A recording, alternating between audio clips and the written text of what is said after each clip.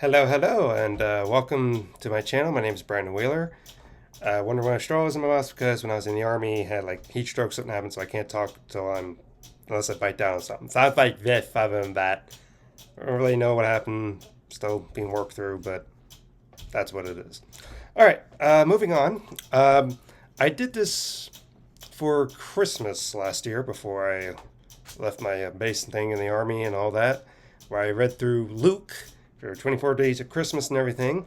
I don't know if I'll do that again this year, but I thought of something different a few weeks ago, and that is for the month of October.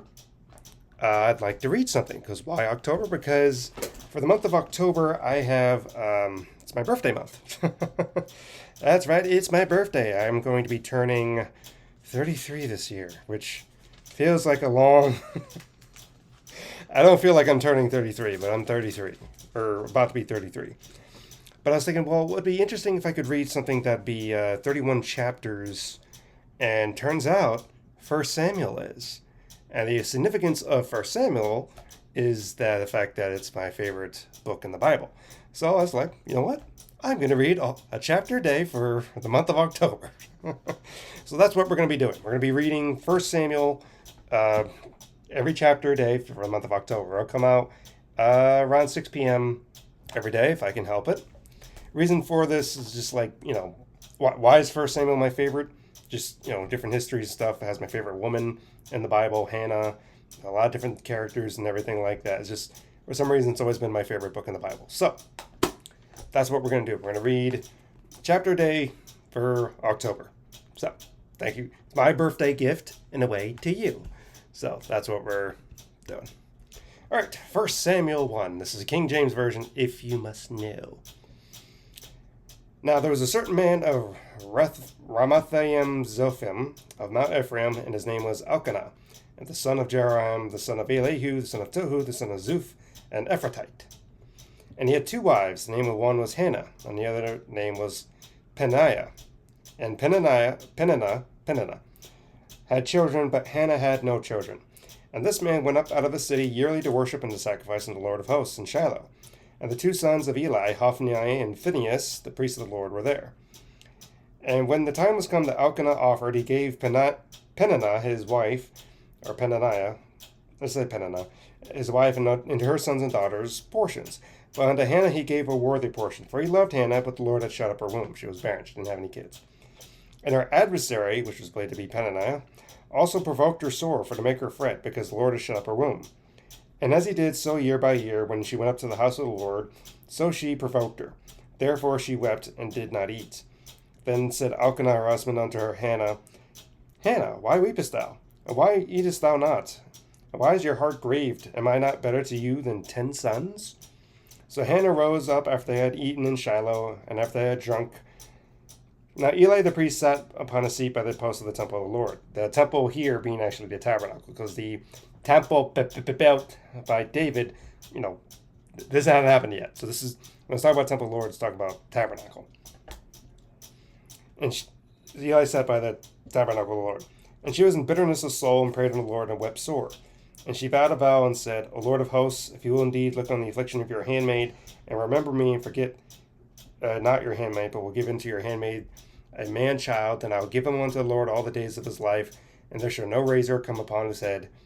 And it came to pass, as soon as Hannah was continuing to pray before the Lord, that Eli marked her mouth. Now Hannah, she spake in her heart, only her lips moved, but her voice was not heard. Therefore Eli thought she had been drinking, like drunk. And Eli said unto her, How long will you be drunken? Put away your wine from you. And Hannah said back unto him, No, my lord, I am a woman of a sorrowful spirit. I have drunk neither wine nor strong drink, but have poured out my soul before the Lord. Count not your handmaid for a daughter of Belial, for out of the abundance of my complaint and grief have I spoken hereunto. Then Eli answered and said, Go in peace, and the God of Israel grant thee your petition that you have asked of him. And she said, Let your handmaid find grace in your sight. So the woman went her way and did eat, and her countenance was no more sad. And they rose up in the morning early and worshipped before the Lord, and returned and came to their house in Ramah. And Elkanah knew Hannah his wife, and the Lord remembered her. Wherefore it came to pass, when the time had come about, Hannah had conceived, and she bare a son, and called his name Samuel, saying, Because I have asked him of the Lord. And the man Elkanah and his house went up to offer unto the Lord the yearly sacrifice and his vow, whatever vow that was. But Hannah went not up, for she said unto her husband, I will not go up until the child be weaned, and there I will bring him, and he may appear before the Lord, and there abide forever. And Elkanah said, her husband said unto her, Do what seemeth thee good. Tarry until you have weaned him. When the Lord established his word, so the woman abode and gave her son suck until she weaned him. And when she had weaned him, she took him up with her with 3 bullocks, and 1 ephah of flour, and a bottle of wine, and brought him unto the house of the Lord in Shiloh. And the child was young. And they slew a bullock and brought the child to Eli. And she said to Eli, O my Lord, as the Lord liveth, my Lord, I am the woman that stood by here praying unto the Lord. For this child I prayed, and the Lord had given me my petition which I asked of him. Therefore also I have lent him to the Lord as long as he lives, and he shall be lent to the Lord. And he worshipped the Lord there. Now that is chapter 1, 28 verses of 1 Samuel. So, to sum up, you have Hannah, because the polygamy thing was allowed in this time of Israel and everything and stuff, because his wife was barren. Peninnah had sons and daughters, and she provoked Hannah, saying, I'm better than you, and other stuff, or whatever. Hannah was very bitter about it, despite her husband loving her and actually taking care of her. It doesn't necessarily say how old she was, but considering sons and daughters and everything, I can imagine she being late 30s, maybe early 40s, I'd say. And it could be 20s, but I'd say because of Peninnah having sons and daughters, I could see 30s and 40s being a possibility. But fortunately, she was able to, because she cried out to the Lord heard her, which Samuel means, like Shmuel, like hear type thing. The weaning process, I think, if I remember correctly from teachings, maybe around 4 or 5 years old, I think, in that time. Now, when we wean child, we, stop weaning a couple years, but back then it was a little bit different. So 4 or 5 years old, maybe? I'm not sure, because things were different back then, but 4 or 5 years old? I don't know. Either way, but the reason why this chapter stands out to me is because, Hannah is willing to, because I've always wanted to be a dad, but Hannah willing to give up the child. It's like, Lord, please give me a child so I can take away my reproach and everything.